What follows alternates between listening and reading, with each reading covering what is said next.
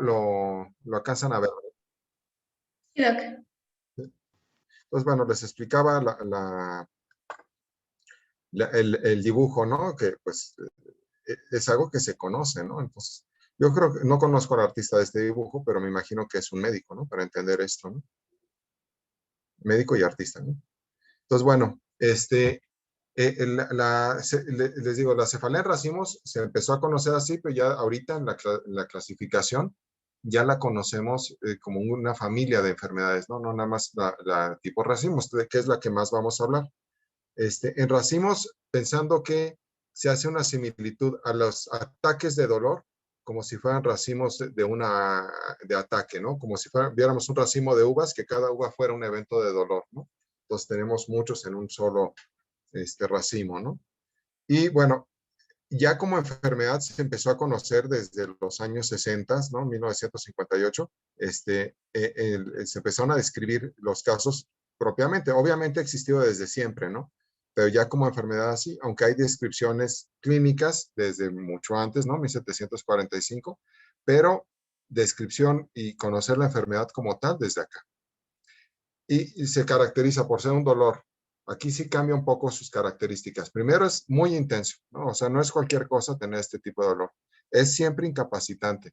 Se presenta en ataques de corta duración. La migraña es incapacitante, es intenso, pero dura más, dura 4 horas. Aquí son menos de 4 horas. Entonces, si yo tengo eventos de dolor de menos de 4 horas, pues, quizá tenga yo esto. Y pueden ser varios eventos en un día, o sea, puedo tener uno ahorita y otro más tarde y otro más tarde, ¿no? O uno solo, ¿no? O sea, no tiene que ser forzosamente varios, ¿no?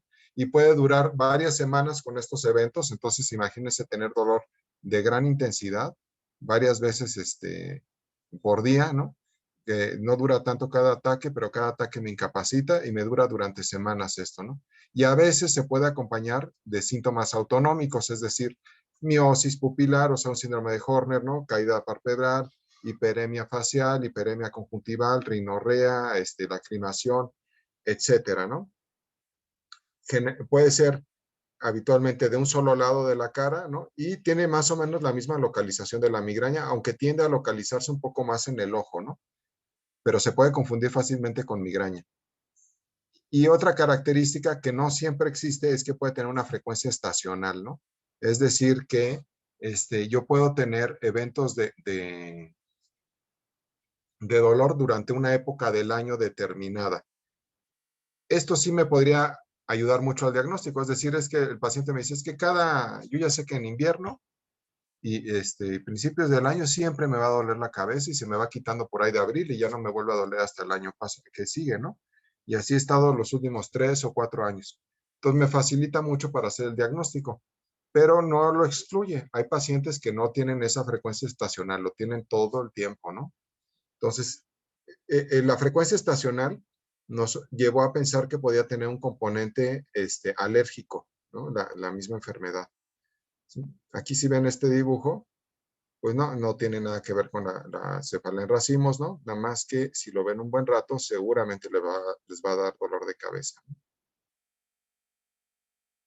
Entonces, aquí se escribió mal, lo vamos a corregir, es autonómicas, ¿no? Entonces, se conoció, ¿no? Como cefalea trigémina autonómicas, ¿no? Como es una enfermedad que tiene tantas presentaciones, entonces se le empezó a poner muchos nombres, ¿no? Le pusieron el nombre de neuralgia migrañosa. Por su patrón estacional se pensó que tenía que ver con la histamina y alergias al ambiente, entonces le pusieron cefalea histamínica. Por la localización y los síntomas autonómicos se le puso parasimpáticos sobre todo, ¿no? Neuralgia petrosa, neuralgia esfenopalatina, por su frecuencia hemicrania periódica, ¿no? Y otros nombres, ¿no? Y la más conocida es la cefalea de Horton, ¿no? ¿Ustedes la oyeron, la conocieron alguna vez como Horton, cefalea de Horton? Creo que no, doc. Creo que no, No, doctor. doc, no lo habíamos escuchado. No. Cuando escuchen cefalea de Horton, ¿no? Es este tipo de dolores de cabeza, cefalea en racimos. Ya nadie usa ninguna de esas, ¿eh? Ya nada, esto todo se olvidó. Pero todavía de repente, o sea, no se usa como diagnóstico, ¿no? Ni lo voy a poner yo cefalea de Horton, porque ya no es un tipo, son muchos tipos, ¿no? Entonces, pero se conoció por muchos años así y todavía se llega a usar y si lo llegan a, incluso si ustedes se meten ahorita a internet y buscan cefaleas de Horton o YouTube, van a encontrar cantidades de descripciones y cosas de pacientes, ¿no? Que sí se usan coloquialmente, ¿no? Acuérdense de la película de Horton y los quién, ¿esa sí la vieron? Sí, es así. Ese sí. Sí. No sabemos si él tenía este tipo de dolor de cabeza, ¿no? Pero de ahí acuérdense. Y bueno, los tipos les digo, son todas estas ahorita, ¿no? Son la cefalea en racimos, las cefaleas que se llaman SUN y SUNA, ¿no? Que son cefalalgias de corta duración neurálgicas, ¿no? O sea, es un dolor muy agudo, pero dura muy poco y muchos ataques al día. La hemicrania paroxística y la hemicrania crónica, ¿no? Entonces, todas estas corresponden a estas cefaleas trigémino autonómicas, ¿no? Y a veces yo tengo que hacer diagnóstico diferencial entre una y otra. La verdad es que cuando me llega un paciente con esas características, estos cuadros pueden ser muy útiles, ¿no? Entonces, vean las relaciones, ya se han descrito, les digo, todas estas. En racimos es de la que más hablamos, ¿no? Pero pues quizá no sea la más frecuente, quizá la más frecuente sea la crónica, ¿no? Y vean la frecuencia hombre-mujer. Aquí, curiosamente, en el racimos es más frecuente en el hombre, ¿no? Y en las otras es muy semejante, ¿no? Tiende a ser 1 a 1 o un poquito más en las mujeres, pero es más o menos la frecuencia igual hombre-mujer, a diferencia de los otros tipos de dolores de cabeza. Y en la de racimos es más en hombres, ¿no? Entonces, si ustedes tienen un paciente joven, porque además son hombres jóvenes, ¿no? En la segunda década de la vida, tercera o cuarta década de la vida, con dolor que dura muy agudo, orbitario y que dura menos de 3 horas, muy probablemente estén frente a un caso de esto. ¿Sí? Y bueno, el dolor es punzante, opresivo o pulsátil, o sea, tiene cualquier característica, ¿no? La crónica es un dolor constante, ¿no? Parecido a la tensional, pero nada más en el ojo, ¿no? Con exacerbaciones, o sea, se agudiza. La intensidad del dolor, vean cómo en todos los casos es intenso o muy intenso, ¿no?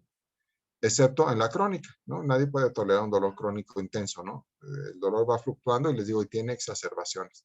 La distribución del dolor, pues están hablando de ramas del trigémino, ¿no? B1, B2 y B3, la rama oftálmica, la maxilar y la mandibular, ¿no? Del trigémino, ¿no? B1, B2 y B3, y la segunda raíz cervical, que sería la región occipital, ¿no? Entonces tiene una distribución unilateral en ramas del trigémino, por eso les decía neuralgia, ¿no? O cefalalgia neuralgiforme, ¿no? Ahora, el número de ataques por día, en la racimos, ¿no? Que es la que más nos interesa, de 1 a 8, o sea, puedo tener un solo ataque o hasta 8.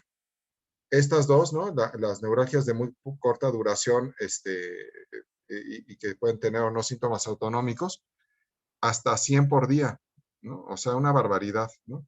Y las otras, ¿no? La hemicrania paroxística de 1 a 40 y la crónica prácticamente le duele todo el tiempo, ¿no?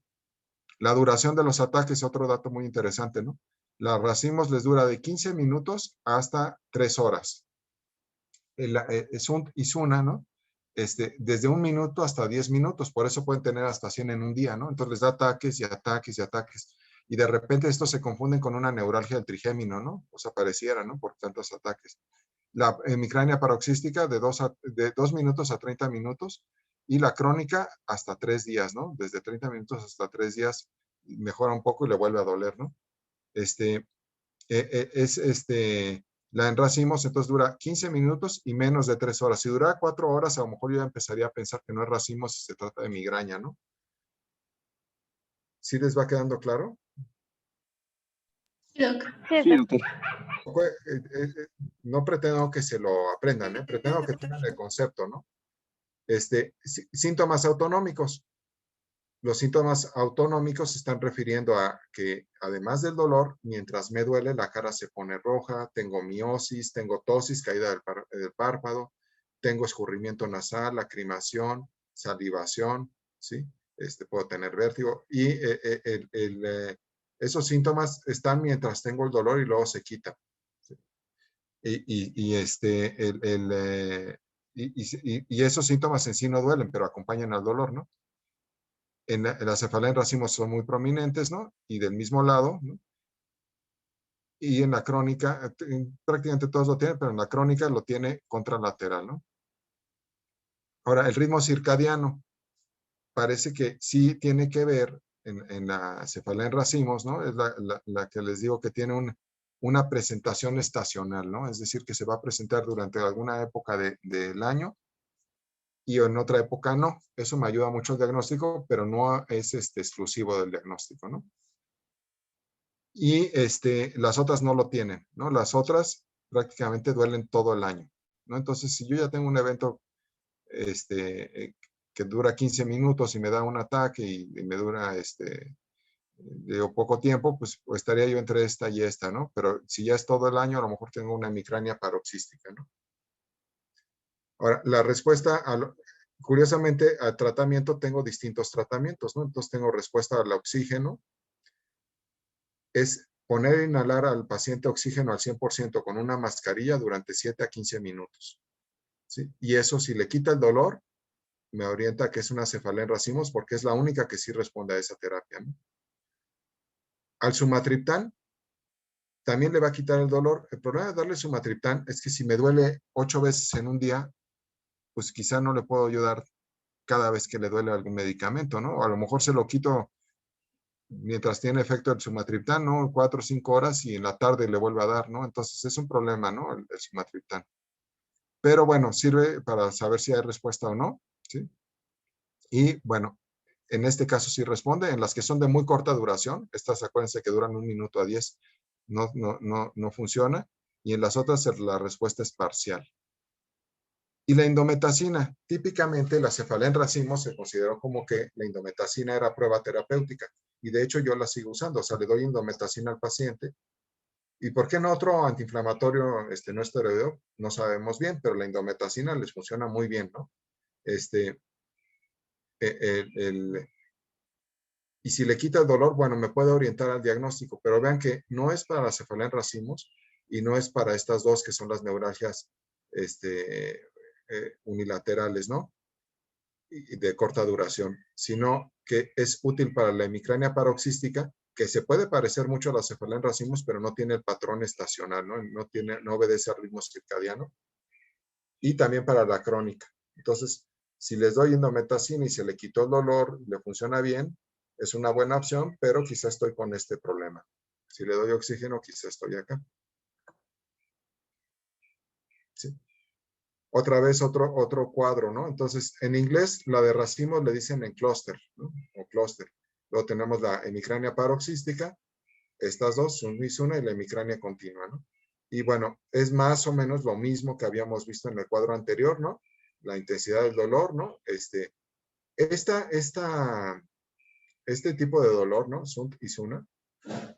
Acuérdense que cuando yo les dije de las banderas rojas que ameritaba que el paciente se internara o se hospitalizara por la cefalea en trueno, esta podría ser una cefalea en trueno, ¿sí? Pero bueno, sería justamente el diagnóstico diferencial contra algo grave, ¿no?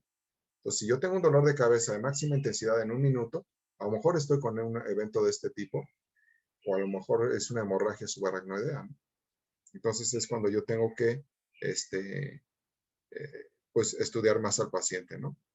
Y vean, básicamente el cuadro habla de lo mismo, ¿no? Las duraciones de los ataques, ¿no? Los síntomas autonómicos que se presentan casi en todas en forma constante, ¿no? Y la presentación temporal, ¿no? La única que tiene una presentación temporal, es decir, una temporada del año, es la de racimos. Las demás no tienen este tipo de evento. Entonces, el tiempo, la presentación, ¿no? En un día, quizás se parecen mucho, ¿no? Los ataques, pero lo que no se parecen para nada, o sea, si ya analizamos la historia clínica y vemos, pues, que se presenta durante una época del año, que se presenta más en hombre o en mujer, la edad, etcétera, en eso no se parecen. Pero las características del dolor y o sea, que es un dolor muy intenso, su localización, ¿no? Las ramas del trigémino, los síntomas autonómicos son muy parecidos. Lo que hace que cambie mucho es el tiempo, ¿no? Cuántas veces se presenta y cuánto dura cada ataque, ¿no? Entonces, si ustedes se ponen a ver, la hemicrania, la cefalea de tipo en racimos o clúster, ¿no? Pues son ataques por el día, ¿no? Que duran de 15 a 180 minutos y son hasta 8 por día, ¿no? incluso en los casos crónicos, ¿no? En la hemicrania paroxística, de 2 a 30 minutos, aquí se encima un poco una con otra, pero puedo tener hasta 40 por día. Entonces, vean, este es un día de 24 horas, ¿no? De 12 de un día a 12 del otro. Y vean, aquí tuvo 3, ¿no? Aquí tuvo un poco más, pero sigue siendo la cefalea en racimos, la episódica y la crónica, ¿eh? Por eso aquí se la separaron así. La episódica es la que sabemos que es estacional. La hemicrania paroxística, ¿no? Que es la que responde a la indometacina, que se parece mucho, pero aquí tengo más ataques por día, ¿no? Y duran menos. ¿No? Sunta y Suna que van juntos, que ahorita se los voy a aclarar un poco más qué quiere decir. Ataques que parecen la cefalea en trueno, ¿no? Duran pocos segundos, hasta 10 minutos, ¿no? Pero puedo tener, aquí le pusieron 200 por día, pero quédense con la cifra de 100. Y la hemicrania crónica, que se puede confundir con la cefalea tensional porque no es tan intensa, pero tiene exacerbaciones en el día. Y durante la exacerbación tiene síntomas autonómicos. Entonces, si se fijan, el patrón de dolor es lo que me da la diferencia, ¿no? De un diagnóstico con otro. Independientemente que hay otras características, ¿no? Estacionalidad, frecuencia, edad, sexo, etcétera, ¿no? ¿Vamos bien? ¿No están confundidos? Vamos bien. Sí, vamos bien. Ahora, si yo tengo cefaleas primarias, ¿no? Tengo que hacer un diagnóstico diferencial, ¿no? Porque las cefaleas primarias, pues tenemos la migraña, ¿no? La tensional, pues ya me queda claro que sí son otra cosa y es fácil de hacer el diagnóstico diferencial con esta, ¿no? Si ya entendí qué es esto. Pero contra las otras primarias, que son las de corta duración, aquí la diferencia es que no tienen síntomas autonómicos, ¿no? Entonces, si yo tengo un dolor de cabeza que me dura pocos segundos, sin síntomas autonómicos, podría caer en todas estas, ¿no? La cefalea por tos, por ejercicio, por actividad sexual. Aquí está, ¿no? La thunderclap es la en trueno. Thunderclap es la cefalea en trueno, que es la muy aguda, muy intensa, ¿no? Que hay que hacer diagnóstico diferencial. Y la de sueño, las neuralgias del trigémino, ¿no? Todas estas no tienen típicamente un síndrome de Horner, lacrimación y todo esto, que es los síntomas autonómicos parasimpáticos, ¿no? Y si sí tienen síntomas autonómicos, pues entonces va a caer en una de estas, cefalea en racimos, hemicrania paroxística, suntuosuna o hemicrania continua con, y que los síntomas autonómicos son en las exacerbaciones, acuérdense, porque en este caso duele todo el día, pero en la exacerbación es cuando tienen los síntomas autonómicos. ¿Estamos bien? Sí, doc. Sí, doc.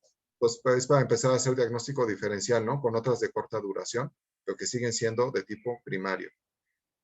Ahora, ¿qué es Suntisuna?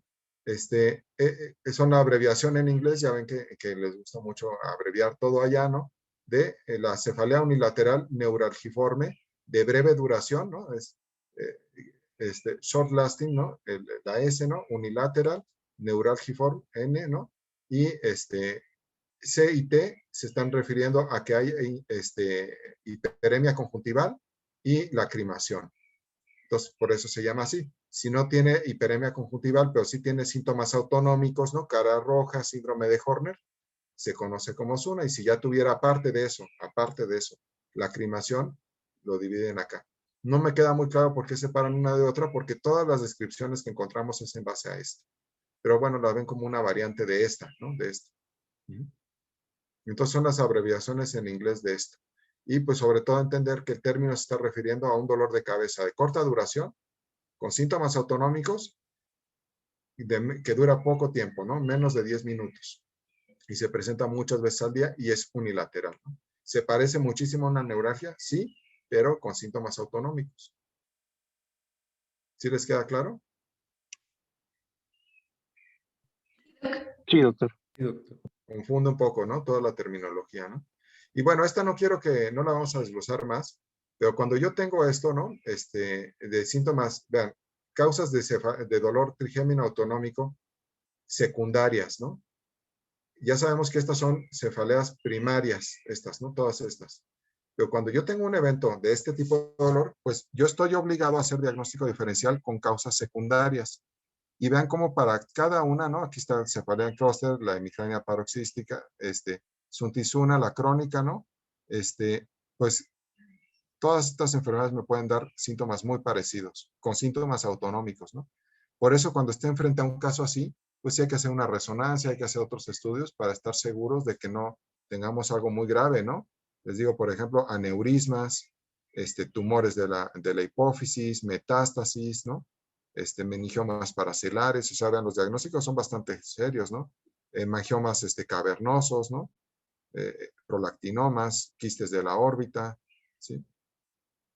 A lo mejor con la hemicrania crónica es más fácil porque nada más hay que hacer diagnóstico diferencial contra latigazo cervical y dolor crónico cervical, ¿no? ¿Sí les queda claro? Entonces aquí, si en todas las demás estaba obligado a hacer estudios, en esta el doble, ¿no? Sí. Doctor. La fisiopatología.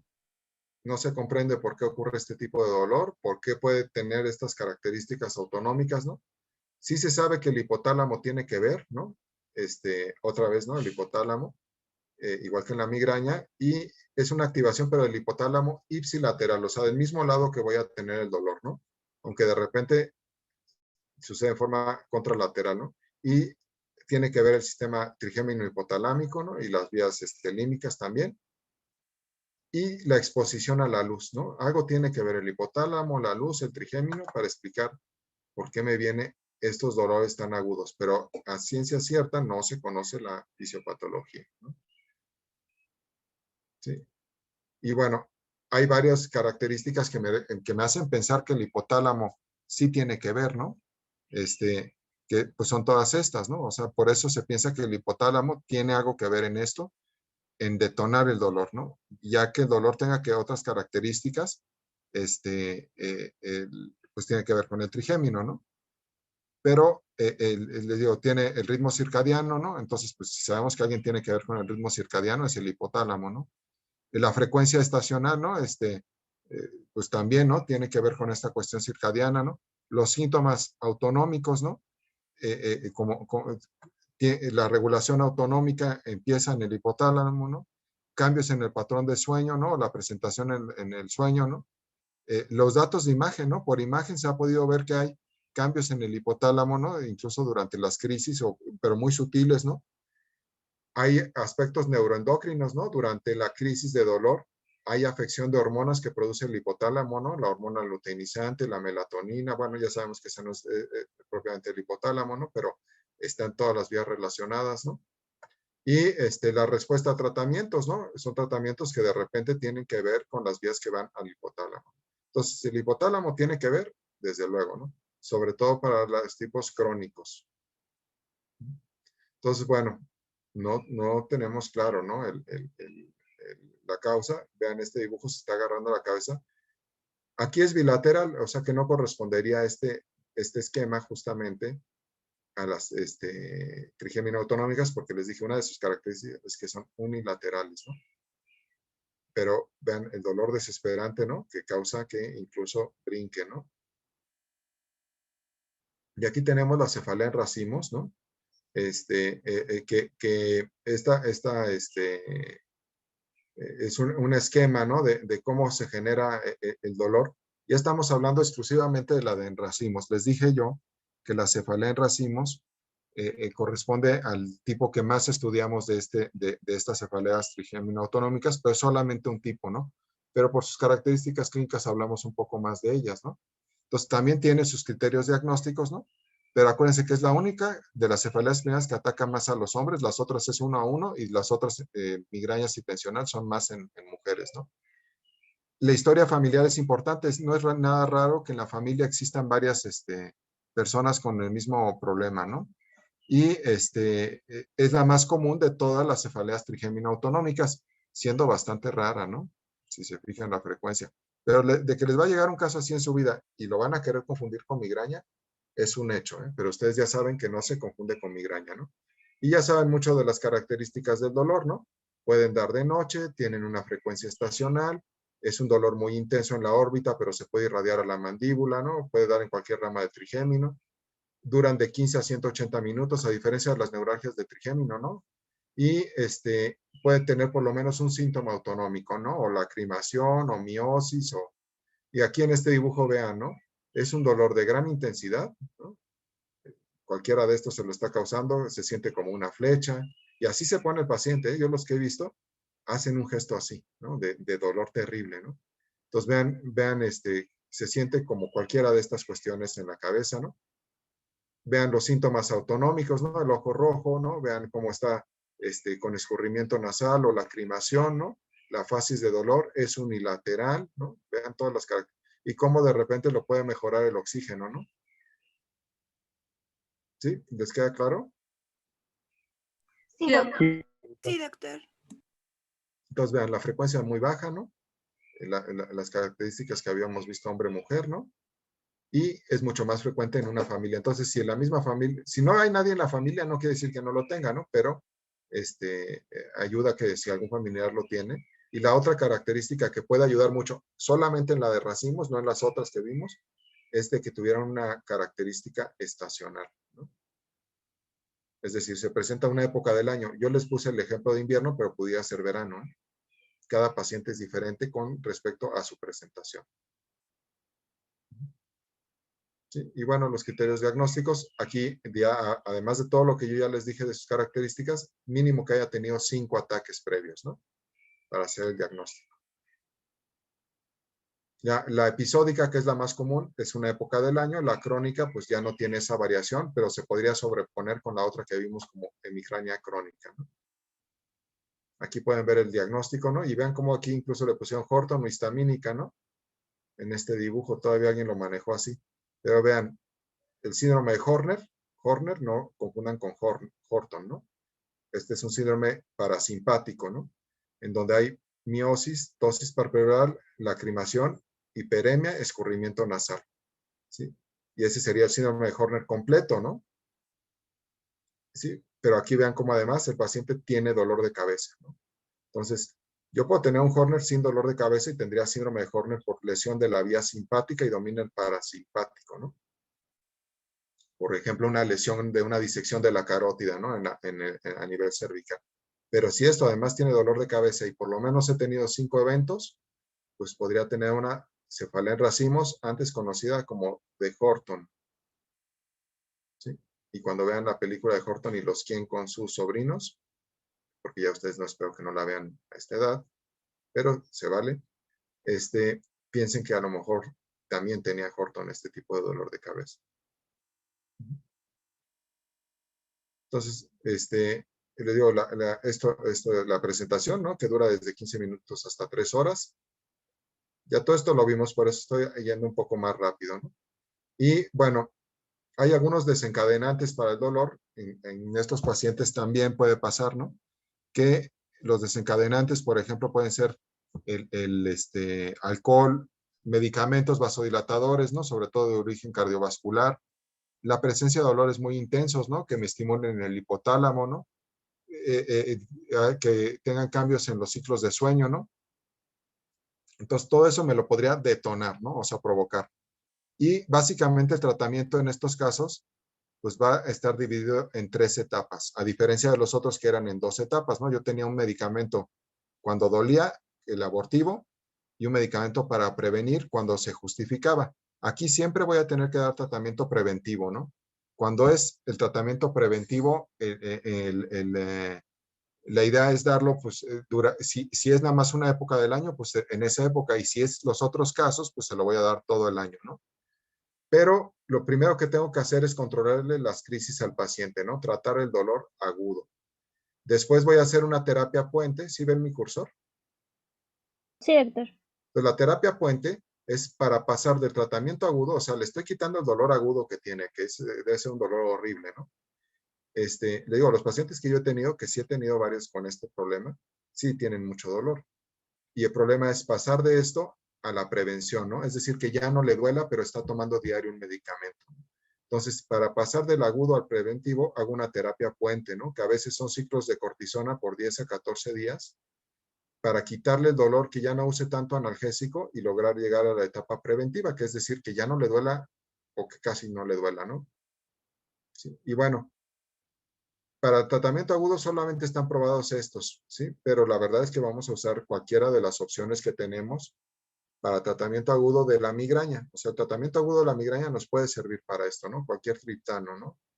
Y en la forma que yo les dije. Pero de inmediato vamos a usar la terapia puente para lograr, y por eso se llama puente, hace un puente entre la etapa aguda y la prevención. Entonces, por ejemplo, si es la cefalea en racimos, para esa sirve el oxígeno inhalado, pero me va a servir cuando tiene la crisis y pues ni modo que cada rato se ponga oxígeno inhalado, ¿no? Entonces voy a usar cualquiera de estas opciones, ¿no? Pero ya empezaría yo a valorar la profilaxis, ¿no? Y aquí, aparte de los medicamentos que yo puedo usar para la migraña, como el topiramato, ¿no? Podría usar gabapentina, pregabalina, los esteroides solamente para la fase de puente, ¿no? Entre una terapia y otra. Y si de plano el paciente no mejora con nada de esto, pudiera yo hacer ablaciones quirúrgicas, o sea, lesiones quirúrgicas de radiofrecuencia, que sí se usan sobre ganglios del trigémino, ¿no? Para quitarle el dolor. Aquí tienen un flujograma de tratamiento, ¿no? Esta terapia transicional, lo que ven aquí que dice transicional, ¿sí lo alcanzan a ver? Sí, doctor. Es para lograr pasar a o sea, es lo mismo que la terapia puente, ¿no? Terapia transicional o puente, ¿no? Entonces uso bloqueos, uso cortisona, ¿no? Y ya luego y al mismo tiempo estoy empezando el tratamiento preventivo, pero el problema del tratamiento preventivo es que tarda días en lograr hacer el efecto, ¿no? Entonces, aquí están poniendo estos medicamentos, la verdad tómenlo con mucha reserva, porque yo no voy a usar nunca verapamilo a estas dosis sin que sepa yo que el paciente es cardiópata, ¿no? O que tiene algún problema del corazón. El topiramato es una muy buena opción, ¿sí? Sí. Y pero pues ya también se usan otros medicamentos como el litio, ¿no? O la inyección con toxina botulínica, ¿no? Entonces tenemos muchas opciones, ¿no? Los medicamentos, ¿no? Que actúan sobre el gen de la calcitonina, ¿no? El gen parecido a la proteína del gen parecido a la calcitonina, que son anticuerpos monoclonales, que ya los vimos mucho en migraña y un poquito en tensional, aquí también están empezándose a usar, ¿no? Y por el momento el único que está autorizado en Estados Unidos, en México ni han llegado, ¿no? Para cefalea de este tipo, ¿no? Para la cefalea de este tipo es esta, galcanezumab, ¿no? Acuérdense que todos los que acaban en umab son monoclonales, ¿no? Aquí otras opciones de medicamento para prevención, ya no para la etapa aguda. Para la etapa aguda vamos a usar un triptano o un ergotamínico, ¿no? O el oxígeno, si ese es en racimos. Y después nos pasamos a los ciclos de esteroides y ahora sí seguimos con alguno de estos para lograr mantener, ¿no? Y yo básicamente usaría como primera opción el topiramato, el valproato y nada más vean que las dosis de los otros medicamentos son muy altas, ¿no? El litio difícilmente lo voy a usar. Pero bueno, si es un problema muy grave, no duden que podemos acabar en esto, ¿no? Y nada más para hablar un poco de la indometacina. La indometacina se ha usado mucho como prueba terapéutica, ¿no? Pero solamente va a servir para la hemicrania paroxística, ¿no? Se quiso usar para la cefalea, es decir, que si yo uso la indometacina, quizás se le quite el dolor, pero sobre todo si el paciente tiene las características de la cefalea en racimos, ¿no? ¿Sí les queda claro? Sí, doc. Sí, La doctor. esta dosis ni siquiera la vamos a usar nunca. Imagínense darle a un paciente 150 miligramos. Son cuestiones de los neurólogos en los artículos, pero yo empiezo con 25 miligramos, ¿no? Y se supone que se le va a quitar entre 1 y 2 semanas, ¿no? Otras opciones de tratamiento, ¿no? La lamotrigina, topiramato, gabapentina. Son opciones de tratamiento que tengo a la mano, ¿no? Y como no hay tanto paciente, pues no tengo casuísticas tan grandes como para decir, por evidencia, este es el que más me sirve. Entonces, pues por eso hay tantos tratamientos, ¿no? Prácticamente aquí acabamos la clase, ¿sí? Creo que se va a cortar ya en cualquier momento. Mañana continuaríamos a las 8:45.